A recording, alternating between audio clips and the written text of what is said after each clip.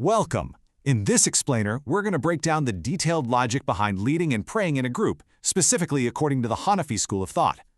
So have you ever been in a group prayer and just wondered, what's the logic here? Who gets to lead, and why that person? It might look simple from the outside, but there's actually a really deep, structured process that decides who stands at the front. Let's unpack it. To make all of this really easy to follow, we're going to use an analogy. Just think about how we pick a leader for any important task, right? Like a team captain, or even a military commander. There's always a set of qualifications, a clear hierarchy, and rules for how everyone follows along. While choosing an imam, the prayer leader, works in a very similar way. Okay, so let's start at the very beginning. Before we get into who leads, we kind of need to understand why praying together is such a big deal in the first place. You see, in the Hanafi school, group prayer is called a Sunnah mu'akkada. So what does that actually mean?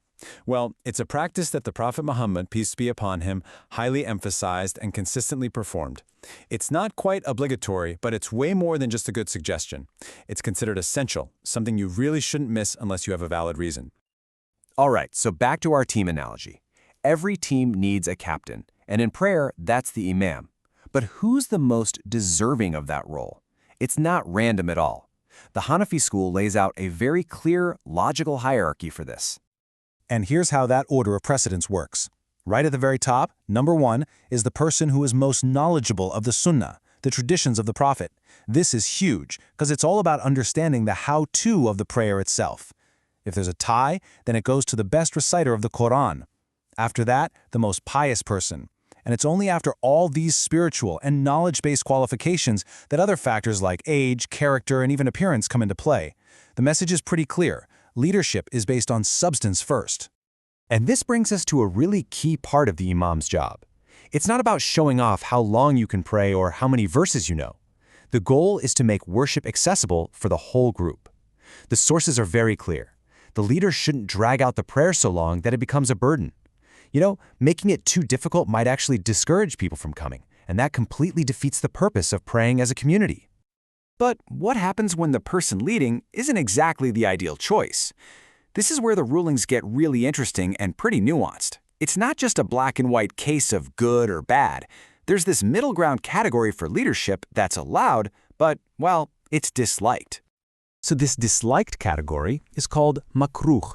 The texts give a few examples, like a Bedouin, which historically was due to a concern about a potential lack of deep scholarly knowledge, or a blind person, because of a practical concern that they might not notice an impurity on their clothes or prayer spot. An open sinner or a religious innovator also fall into this category. Do you see the common thread here? The underlying concern is that having these individuals lead might stir up issues or make some people hesitant to join the prayer, which could harm the unity of the group. But, and this is a really big but, here's the crucial part. Even though the leadership is disliked in those cases, the prayer behind them is still considered totally valid. This idea is supported by sayings like this one here. The core principle is that the unity of the group prayer is so important. The dislike is about preferring a better leader, but it doesn't actually cancel out the prayer itself. Now, the rules do draw a very clear line between what's just disliked and what's considered invalid. When it comes to a congregation of men, the sources state that the leadership of a woman or a boy who hasn't reached puberty is not considered valid. This is a specific ruling based on particular interpretations of roles within the prayer framework. Okay, so we've talked a lot about the leader. Let's switch gears and talk about the followers. There's one central principle that decides whether your prayer is valid when you're following an imam, and it all comes down to a simple comparison between your prayer state and the imam's. The whole idea boils down to this. You can't build something strong on a weak foundation. For example, an obligatory prayer is seen as stronger than a voluntary one. So someone doing their obligatory prayer can't follow an imam who's just praying a voluntary one. But the other way around works just fine. If you're praying a voluntary prayer, you can totally follow an imam who's praying an obligatory one. The foundation always has to be as strong or stronger than what you're building on top of it. So, to really nail this down, the follower's prayer is literally built on top of the imam's prayer. Your prayer's validity is directly tied to his. It's just like a building. The foundation has to be solid enough to hold everything up. You can always put a weaker or lighter prayer on top of a stronger one, but you can never, ever do it the other way around. Okay, last piece of the puzzle. Let's look at how this all comes together in the physical space. The way the rows are arranged in a congregation isn't random at all. It's also very clearly defined to make sure there's order and focus during the prayer. There's a very specific sequence for the rows. Right behind the imam, you have the rows of men. After them, you have the rows of boys. Following them are the hunathas. That's a classical term for individuals of indeterminate gender. And then at the very back of the congregation are the rows for the women. And this arrangement is taken so seriously that there are rules to maintain it.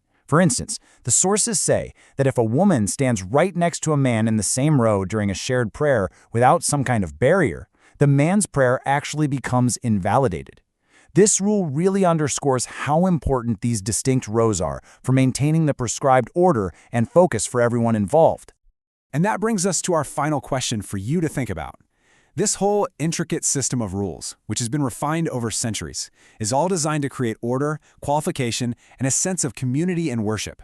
So, if we look beyond the prayer itself, what can this ancient framework teach us today about what we should value in our leaders, how we build strong communities, and what it really means to act as one?